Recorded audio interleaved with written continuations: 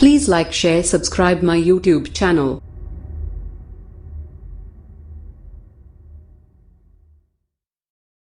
Hello friends and my dear students, आप सभी का स्वागत है आपके अपने YouTube channel techno master Abhishek में। सो स्टूडेंट्स, आज हम डिस्कस करेंगे चैप्टर 4 पार्ट 6। तो पहले पार्ट 5 तक हमने प्रीवियस वीडियोस में डिस्कस किया है बेसिक एनसी पार्ट प्रोग्रामिंग होता क्या है, एनसी मशीन्स के एलिमेंट्स कौन कौन से होते हैं और एनसी सिस्टम को किस तरीके से कैटेगराइज किया गया है। तो उसका वर्गीकरण हमने ऑलरेडी पढ़ लिया था। अब हम आज पार्ट प्रोग्रामिंग का बेसिक पढ़ेंगे, फिर उसके बाद नेक्स्ट वीडियो से हम पार्ट प्रोग्राम्स जो है उसके बारे में पढ़ेंगे, उसको कैसे बनाते हैं उसके बारे में देखेंगे। तो स्टूडेंट्स, अगर आपने सब्सक्राइब नहीं किया तो सब्सक्राइब बटन को प्रेस करें ताकि आपकी जो भी अपडेटेड वीडियोस हैं वो आपको मिलती रहें। तो चलिए स्टार्ट करते हैं विदाउट वेस्टिंग एनी टाइम। तो सबसे पहले पार्ट प्रोग्रामिंग क्या है उसके बारे में देखते हैं, उसका फॉर्मेट क्या है, पार्ट प्रोग्रामिंग होती क्या है। ठीक है स्टूडेंट्स, तो पार्ट प्रोग्राम क्या है, जैसे पहले भी मैंने आप लोगों से डिस्कस किया था, एक सीक्वेंस ऑफ इंस्ट्रक्शन होता है। जब मैंने elements of the NC system पढ़ाया था उसमें पार्ट प्रोग्राम के बारे में बताया था, जिसको हम और क्या नाम देते हैं, पीओआई यानी प्रोग्राम ऑफ इंस्ट्रक्शन। तो बेसिकली जो आपका पार्ट प्रोग्राम होता है, पार्ट प्रोग्राम क्या है, it is a sequence of instruction. Instruction मतलब जो हमें किसी चीज़ को इंस्ट्रक्शन देना होता है तब वो उस हिसाब से काम करता है। तो एक सीक्वेंस होता है, एक कह सकते हैं कतार होती है इंस्ट्रक्शंस की, विच डिस्क्राइब द वर्क। जो क्या डिस्क्राइब करता है, जो क्या बताता है, वर्क को बताता है कि कैसे कैसे काम होगा।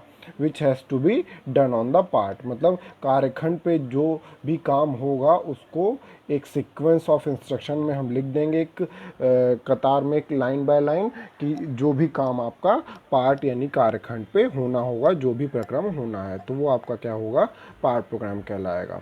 It is the task of preparing a program sheet from a drawing sheet. तो हम कैसे बनाते हैं पार्ट प्रोग्राम, एक ड्राइंग शीट होगी, डायग्राम, जिसमें आपको पार्ट कार्यखंड में जो भी प्रक्रम करना है उसका एक ड्राइंग शीट होगी।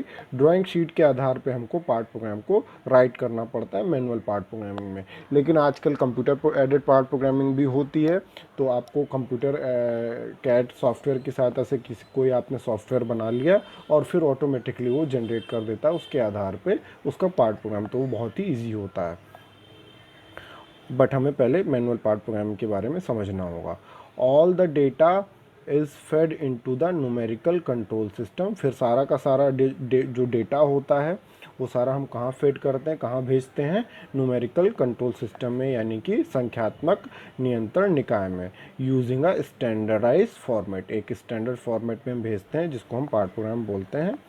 Programming is where all machining data are compiled. Programming क्या है, जहाँ पे सारा का सारा जो मशीनिंग डेटा होता है उसको हम कंपाइल करते हैं, एक जगह पे इकट्ठे करते हैं, और फिर उसके बाद जो है डेटा ट्रांसलेट किया जाता है into the language which can be understood by the control system of the machine tool. तो हम क्या करते हैं, पार्ट प्रोग्राम तो हम अपने लैंग्वेज में लिखा है, हमने अपनी लैंग्वेज में पार्ट प्रोग्राम को हमने लिखा, वो डेटा हम कंपाइल करके आगे भेजते हैं।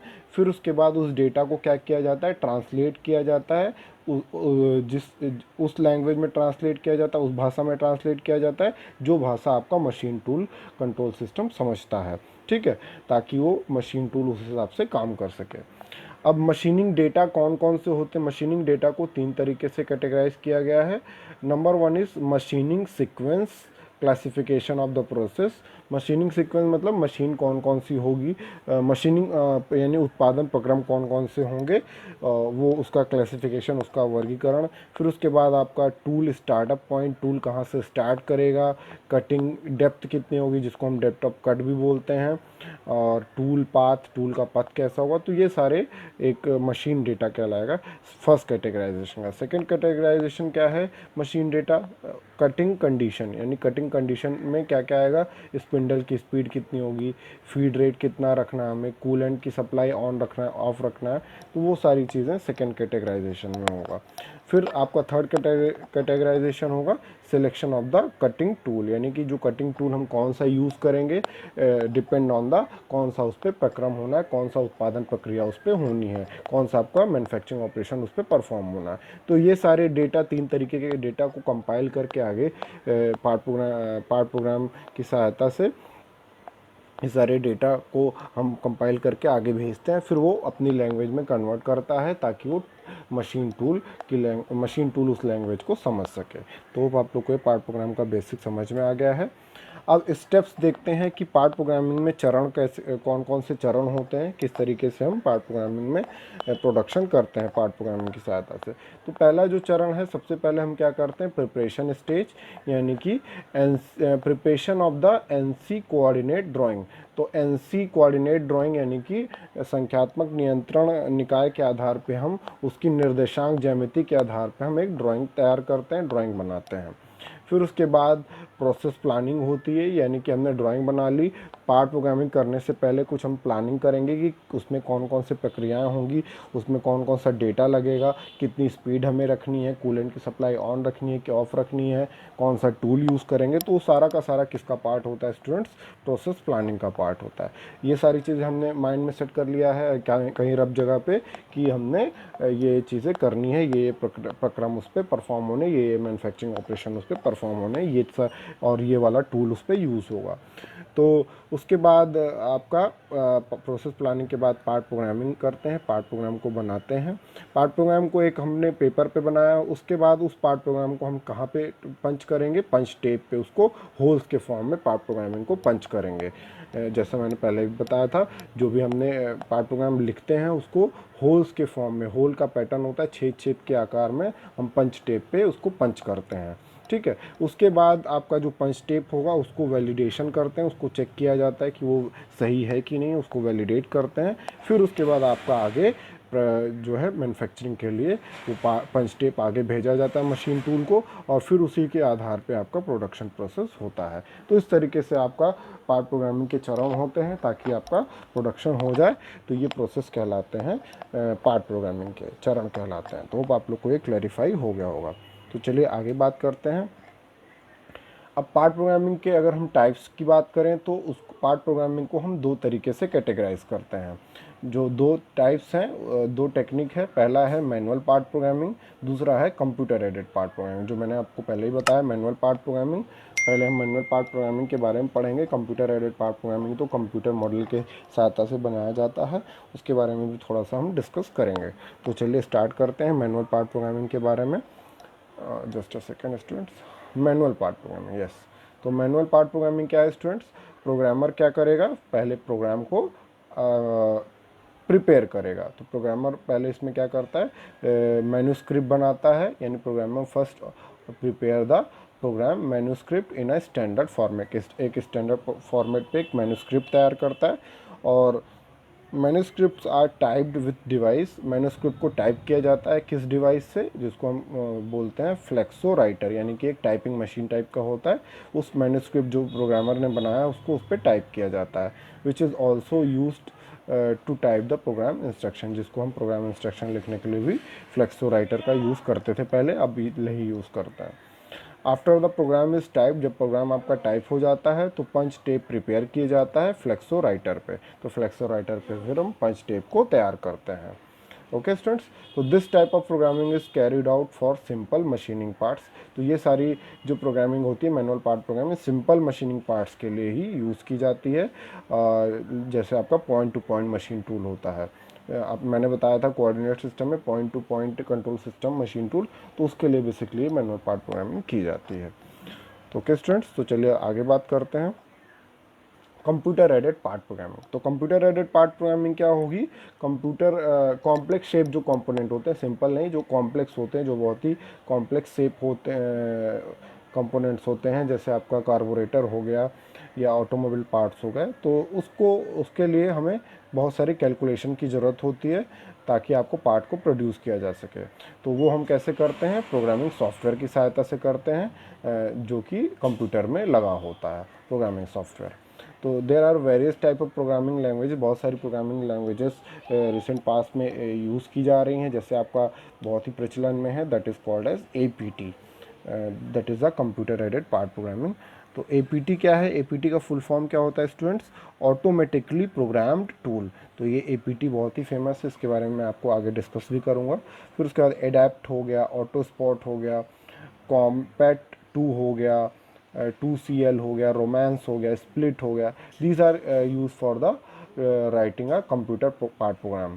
तो ये सारी लैंग्वेज प्रोग्रामिंग लैंग्वेज होती है जिस पे आप कंप्यूटर पार्ट प्रोग्राम लिखते हैं, ठीक है। तो बेसिकली ये सारी लैंग्वेज लाइक इंग्लिश, लाइक जैसे इंग्लिश में स्टेटमेंट्स होते हैं उस तरीके से ये लिखे जाते हैं। तो प्रोग्रामर को बेसिकली 3 चीज़ें करनी होती हैं, that has to do only following things. Number 1 is define the work part geometry. तो प्रोग्रामर को क्या करेगा? तो वर्क पार्ट ज्योमेट्री को डिफाइन करेगा, यानी कि जो आपका कार्यखंड है उसकी ज्योमेट्री कैसी है, उसका आकार कैसा है, उसका शेप कैसा है, उसको डिफाइन करेगा। वो चौकोर है, किस शेप का है, उसको डिफाइन करेगा सबसे पहले, ठीक है। उसके बाद सेकंड जो काम होगा प्रोग्रामर का, defining the repetition of the work, यानी कि किसी भी कार्यखंड पे जो प्रक्रिया हो रही है, जो भी ऑपरेशन परफॉर्म हो रहे हैं, तो उसमें कौन सा प्रक्रम जो है, कौन सा प्रोडक्शन प्रोसेस रिपीट कर रहा है, उसको डिफाइन करेगा। फिर थर्ड जो कैटेगराइजेशन है, that is called as specifying the operation sequence. तो अब उसके बाद प्रोग्रामर को ये भी ज़रूरत होती है कि कौन सा, जैसे एक ही कार्यखंड पे कई सारे मशीनिंग ऑपरेशन परफॉर्म होने हैं। मान लीजिए एक ही वर्क पीस पे आपको टर्निंग भी करना है, मिलिंग भी करना है, फिनिशिंग भी करना है।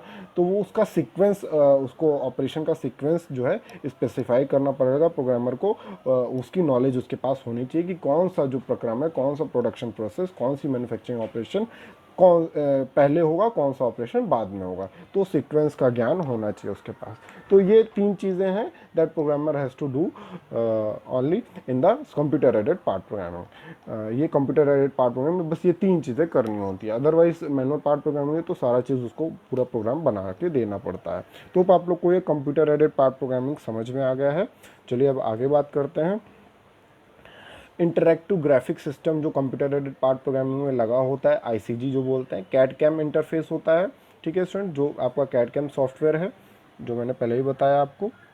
तो कैड कैम सॉफ्टवेयर जो है आपका, जस्ट ए सेकेंड स्टूडेंट्स। तो कैड कैम सॉफ्टवेयर जो है वो कैड कैम इंटरफेस है जो आपका कोई भी कैड कैम सॉफ्टवेयर यूज़ करते हैं। उसके बाद कैड कैम मॉडल हमने तैयार किया है, फिर आपका कैम में आ जाता है computer aided manufacturing. 3D geometric construction होता है, यानी आपकी जो भी आपने मॉडल बनाया उसका 3D ज्योमेट्रिक कंस्ट्रक्शन है कैम में। उसके बाद स्कैनिंग होगा, कॉपी होगा, फिर ज्योमेट्री फाइल्स होती हैं, टूल मोशन डेफिनेशन होता है, यानी कैम के अंडर में आता है टूल मोशन डेफिनेशन, यानी जो टूल कैसे कैसे मूव करेगा। टूल मोशन डेफिनेशन में 2 चीज़ें आती हैं, सीक्वेंस ऑपरेशन, यानी कि सीक्वेंस कैसे कैसे होगा, फिर उसके बाद मशीनिंग के पैरामीटर्स। तो मैंने ऑलरेडी बताया मशीनिंग पैरामीटर्स क्या, डेप्थ ऑफ कट हो गया, आपका डेप्थ ऑफ कट हो गया, और आपका जैसे स्पिंडल की स्पीड कितनी है, वो सारी चीज़ें मशीनिंग पैरामीटर में आते हैं, ठीक है। उसके बाद आपका पोस्ट प्रोसेसिंग, जब आपका मैन्युफैक्चरिंग हो जाता है, फिर ये आपका प्रोग्राम बन जाता है, उसके बाद पोस्ट प्रोसेसिंग होगा, फिर उसके बाद जाके आपका CNC मशीन पे ऑपरेशन परफॉर्म होता है। तो यहाँ पे आपका पोस्ट प्रोसेसिंग में जो NC पार्ट प्रोग्राम है यहाँ पे डाला जाता है। तो अब आप लोग को ये इंटरेक्टिव ग्राफिक सिस्टम समझ में आ गया होगा, ये कैसे होता है। ये ज़्यादा इसमें आपको दिमाग नहीं लगाना है। बेसिकली ये इंटीग्रेशन होता है कैड और कैम दोनों का। तो कैड कैम को मिला के हम NC पार्ट प्रोग्रामिंग से आपका प्रोडक्ट बना रहे हैं। तो इस तरीके से आपका काम होता है इसमें। बेसिकली इसमें ये दर्शाया गया है कि ग्राफिक सिस्टम का, यानी कंप्यूटर ग्राफिक सिस्टम का कैसे इसमें क्या रोल है। तो यहाँ पे जो पार्ट प्रोग्राम हम बना रहे हैं वो कंप्यूटर की सहायता से बना रहे हैं, तो इसलिए उसको हम क्या बोल रहे हैं, कंप्यूटर एडेड पार्ट प्रोग्रामिंग। अब पार्ट प्रोग्रामिंग के फॉर्मेट की अगर बात करें स्टूडेंट्स, तो पार्ट प्रोग्रामिंग का फॉर्मेट जो होता है ये ध्यान से देखिएगा, ये बहुत इंपॉर्टेंट है। आगे इसको अब जब प्रोग्राम राइट करेंगे तो उसमें समझना होगा। तो NC for information is generally program in the blocks and words. तो जो NC प्रोग्राम बनाए जाते हैं वो ब्लॉक्स के फॉर्म में बनाए जाते हैं। वर्ड्स का एक ब्लॉक होता है, यानी कई वर्ड्स का ब्लॉक होता है। हर एक वर्ड जो होता है वो एक EIA स्टैंडर्ड्स होता है, उसके हिसाब से ये बनाया जाता है। ठीक है, ये इलेक्ट्रॉनिक इंटरनेशनल एसोसिएशन है, तो उसके आधार पे ये वर्ड्स तैयार किए गए हैं और वो हम हॉरिजॉन्टल लाइन में लिखते हैं। हॉरिजॉन्टल का मतलब ऐसे, ठीक है, तो हॉरिजॉन्टल लाइन में हर एक ब्लॉक को लिखते हैं। अगर आपका 5 इसमें वर्ड्स होते हैं, अगर आपका 5 कंप्लीट वर्ड्स हर एक ब्लॉक में आना चाहिए। अगर नहीं आता है तो मशीन कंट्रोल यूनिट उसको समझेगी नहीं कि मान लीजिए आप 5 वर्ड्स होते हैं जो आपको इस ब्लॉक में दिख रहा है, तो ये पांचों ब्लॉक देख सकते हैं, एक 1 ब्लॉक दिखाया हुआ है, सिंगल ब्लॉक। तो पहला 5 ब्लॉक में 5 वर्ड है, सॉरी एक ब्लॉक में 5 वर्ड है। पहला वर्ड क्या कह रहा है, सीक्वेंस नंबर, यानी कि ये सीक्वेंस नंबर आप अपने हिसाब से डाल सकते हैं। जैसे इसमें डाला हुआ है N001, तो आप इसमें 001 से भी स्टार्ट कर सकते हैं, 005 से भी स्टार्ट कर सकते हैं, एंड 100 से भी स्टार्ट कर सकते हैं। तो वो डिपेंड ऑन यू कि कैसे आप बना रहे हैं उसमें। तो सीक्वेंस आप अपने हिसाब से दर्शा सकते हैं। उसके बाद आपका जी कोड्स आते हैं, जी प्रिपरेटरी फंक्शंस होते हैं। जी कोड को हम क्या बोलते हैं, प्रिपरेटरी फंक्शंस बोलते हैं। तो जी कोड्स होते हैं, जी कोड्स यानी कि कौन कौन से प्रोग्राम होंगे उसमें। तो जी कोड्स होंगे, तो ये सेकेंड वर्ड हो गया। फिर एक्स वाई डायमेंशन है, एक्स डायरेक्शन में कितना मूवमेंट होगा, वाई डायरेक्शन में कितना मूवमेंट होगा। फिर उसके बाद आपके मिसलेनियस वर्ड्स होते हैं। तो 2 वर्ड्स होते हैं, 2 फंक्शन होते हैं, मिसलेनियस फंक्शन और प्रिपरेटरी फंक्शन। इसके जो कोड्स होते हैं वो आपको याद करने पड़ेंगे कि G01 किस लिए यूज़ किया जाता है, या M01, M03, M02 किस लिए यूज़ किया जाता है। वो सारे कोड्स मैं आपको इसमें शो करूँगा, तो वो सारे आपको याद करने होंगे। तो ये एक सिंगल ब्लॉक होता है, तो इसमें एक सिंगल ब्लॉक में 5 वर्ड्स आपके आने चाहिए। अगर ये 5 वर्ड्स नहीं आ रहे हैं, अगर आपने उस एक वर्ड को नीचे लिख दिया है, तो जो MCU यूनिट होता है वो उसको समझेगा नहीं, और फिर वो ये नहीं समझेगा कि ये एक ही ब्लॉक का हिस्सा है। ठीक है, उसके बाद 5 वर्ड्स लिखने के बाद एक और चीज़ आती है जिसको हम क्या बोलते हैं, सेमी कॉलन। ये सेमी कॉलन क्या दर्शाता है, एंड ऑफ द ब्लॉक। या तो हम ये सेमी कॉलन लगा दें, या तो इसके एंड, किसी भी ब्लॉक के एंड पे हम क्या लिख दें, EOB, यानी अगर हम इसके एंड पे सेमी कॉलम की जगह EOB लिख दें तब भी हो जाएगा, और सेमी कॉलन लगा देंगे तब भी काम चल जाएगा। तो इससे ये शो करता है कि ये एक ब्लॉक ख़त्म हो गया है यहाँ पे, यानी कि एक सिंगल ब्लॉक आपका ख़त्म हो गया। ठीक है, तो वही चीज़ है। N01 क्या रिप्रेजेंट कर रहा है, सीक्वेंस नंबर। G01 जो है कोड है लीनियर इंटरपोलेशन का। तो लीनियर इंटरपोलेशन क्या होता है उसके बारे में मैं आपको बताऊंगा। Just a second student, sorry. तो G0 कोड्स क्या होते हैं, G01 कोड्स क्या होता है, वो सारी चीज़ें मैं बताऊंगा। ठीक है, M03 किस लिए होता है, स्पिंडल ऑन करने के लिए होता है क्लॉकवाइज डायरेक्शन में। तो ये सारे डेटा मैं आपको आगे बढ़ाऊंगा नेक्स्ट वीडियो में। अदरवाइज वीडियो ऑलरेडी लेंदी हो गई है स्टूडेंट्स। तो आप आप लोग को अब तक ये समझ में आ गया होगा। नेक्स्ट वीडियो में और कुछ डिस्कस करेंगे, साथ ही साथ पार्ट प्रोग्राम भी शो करेंगे। तो इसमें अगर कोई डाउट आता है तो आप उसको पूछ सकते हैं किसी भी सोशल मीडिया प्लेटफॉर्म पे। साथ ही साथ घरों पर रहें, पढ़ाई करते रहें, सुरक्षित रहें। Thank you for watching my video, और साथ ही साथ बेल आइकन और थम्स अप बटन को प्रेस करना ना भूलें। Students, God bless you.